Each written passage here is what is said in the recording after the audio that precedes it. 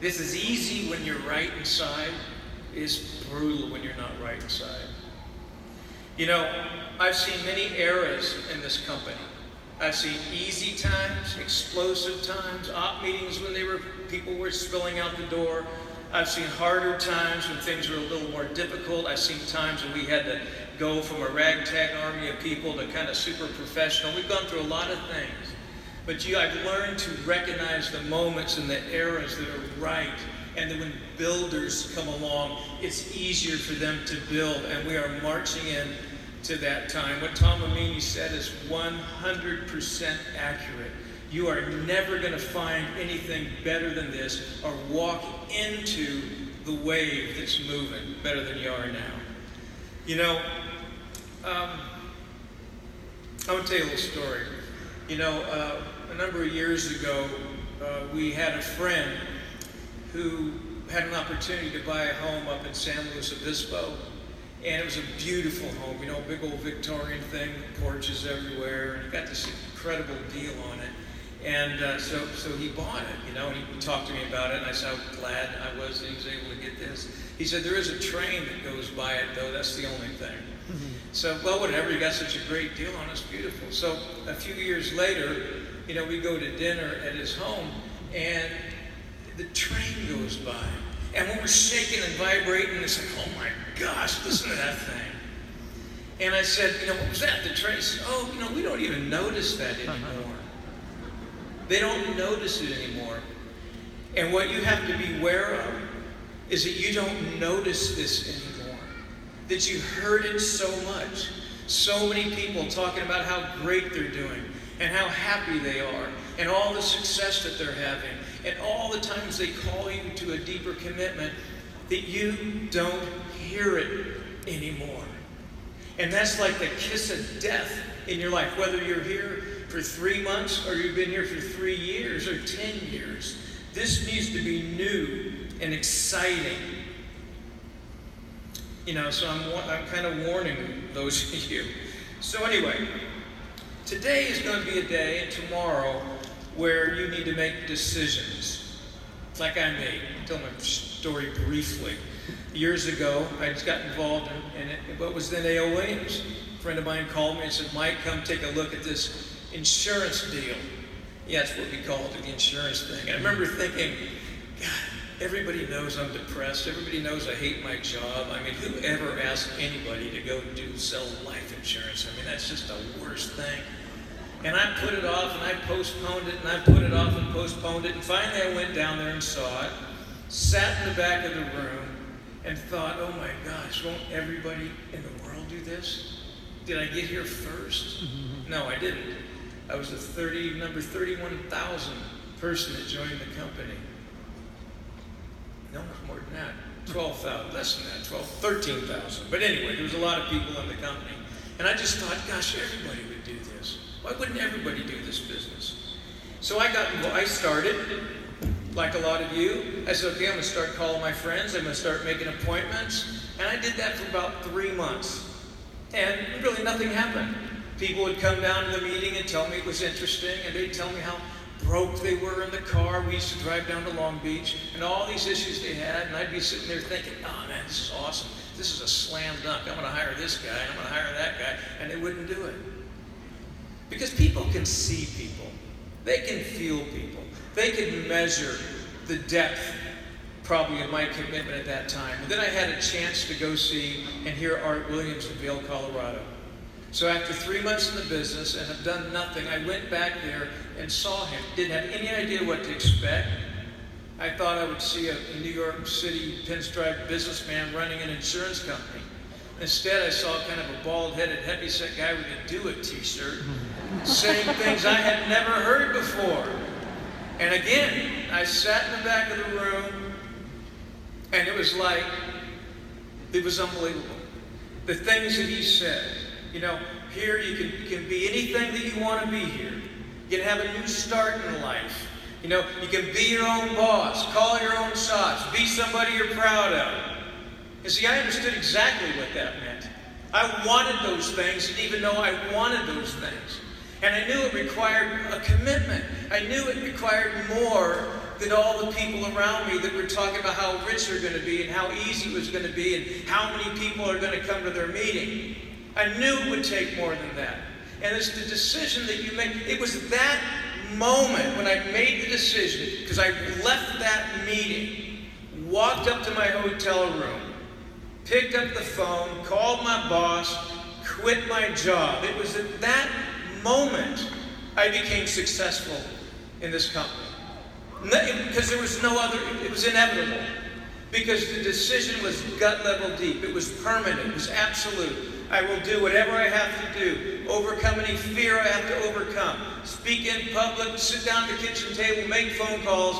Doesn't matter. I'll do whatever I have to do to win. And that's when the life of success and when my life completely turned around. And that's the only way it will ever turn around for you. It's someplace, somewhere, in the deepest part of your being that you need to make that decision.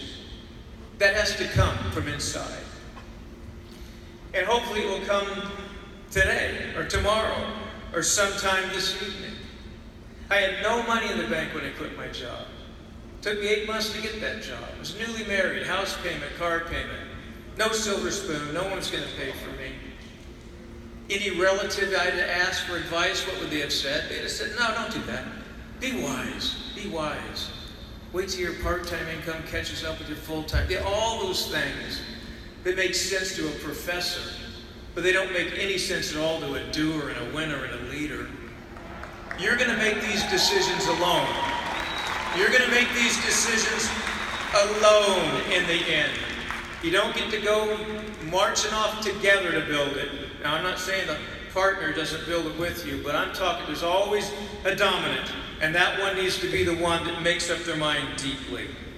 And that way, once you make that commitment, you're not going to reevaluate every single time something gets in your way. Now listen, for me, I knew that this is where God wanted me to be. And I say that at almost every talk. Because once you know where you belong, you've really got no option but to march forward and get it done. And I know that if I didn't take that step of faith really was for me. I mean, I'm a praying man.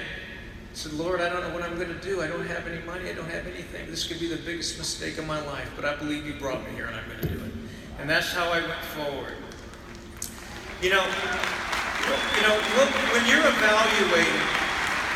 When you're evaluating this company, because there's all kinds of different people in here today. There's some of you that need to be recharged. There's some of you that are brand new. There's some of you who are thinking about going full-time. Some are wondering if this is real or not. All the different situations. But let me just tell you this. You got one go-around in life. I cannot believe that I'm as old as I am right now. I don't know where we're at. It's like yesterday I signed up in this company. But you got one life, and it goes by fast.